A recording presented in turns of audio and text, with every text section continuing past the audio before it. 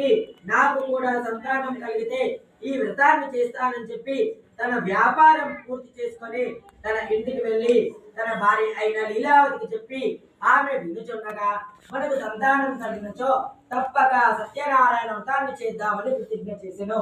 ఒక రోజు లీలావతి ధర్మ పారాయణై భర్తతో సుఖించి గర్భవతి 10వ మాసంలో ఒక కుమార్తెను కనెను.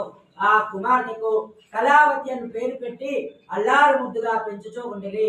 కళావతి శుక్లపక్ష చంద్రుని వలె దినదిన ప్రవర్తమానమగుచుండెను. ఒక రోజు భర్తను చూసి నాక మనకు సంతానం కలిగినచో తప్పక సత్యనారాయణ వ్రతాన్ని చేద్దామంటుంది కదా, మనకు సంతానం కలిగినది కావున వ్రతము చేద్దామనగా ఇప్పుడెందుకులే అమ్మాయి వివాహ కాలంలో వ్రతం చేద్దామని అప్పటికి ఆమెకు సమాధానం చెప్పను. ఒక రోజు కళావతి యుక్త వయసు వచ్చుచుండట చూసి వెంటనే ఒక దూతను పిలిచి నగరంలోకి పోయి ఒక యోగ్యుడైన వైశ్య కుమారుని బట్టి తీసుకొని రమ్మనగా ఒక యోగ్యుడైన వైశ్య కుమారుని బట్టి తీసుకొని రాగా తన కుమార్తెకు అన్ని విధంగా కలిగినవాడిగా ఉండటం చూసి మహావైభవంగా పెళ్లి చేసెను. ఆ ఆనందంలో సత్యనారాయణ స్వామి వ్రత విషయం మర్చిపోయాను. అందువల్ల సత్యనారాయణ స్వామి పరీక్షిద్దామని అనుకున్నాను. ఆ తర్వాత మామ అల్లుళ్ళు కూడా వ్యాపార నిమిత్తము రత్నసారపురమును చేరింది. ఆ రత్నసారపురమును చేరింది.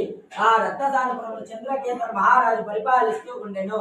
ఇదే సరైన అని చెప్పి కొందరు మాయాదండలు సృష్టించి రాత్రి రాజుగారి ధనాగారం నుంచి ధనమంతా కూడా అపహరింపజేసి ఆ వర్తకులు ఉన్నటువంటి చోటుకి వచ్చి ఆ ధనాన్ని వదిలి మాయా దొంగలు మాయమైపోయింది.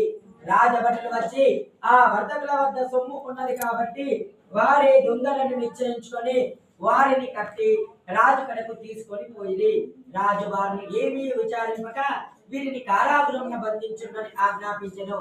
సత్యనారాయణ స్వామి మాయ వల్ల వారిని విధంగా ప్రార్థించినను వారి మాట వినివారెవరు లేకపోయేది. ఇక్కడ లీలావతి మనో విచారంలో అధికమయ్యి తినుటకు తిండి అయిన లేక ఇంటింటికి తిరిగి బిచ్చమెత్తుకుని బ్రతుకుతూ ఉండేది తల్లి కూతురు ఇద్దరు. ఒక రోజు ఒక బ్రాహ్మణుని ఇంట సత్యనారాయణ వ్రతం జరుగుతుండగా ఆ కథ పూర్తినంత వరకు అక్కడనే ఉండి కథ విని ప్రసాదం తీసుకొని ఆలస్యంగా ఇంటికి వచ్చిన కూతురు.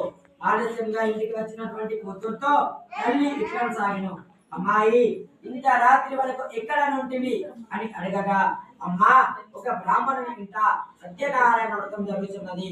ఆ కథ పూర్తినంత వరకు అక్కడనే ఉండి కథ విని ప్రసాదం తీసుకుని వచ్చింది. కావాలంటే చూడని చెప్పి తన కుటుంబడికి కట్టి ప్రసాదాన్ని తల్లికి ఇచ్చెను.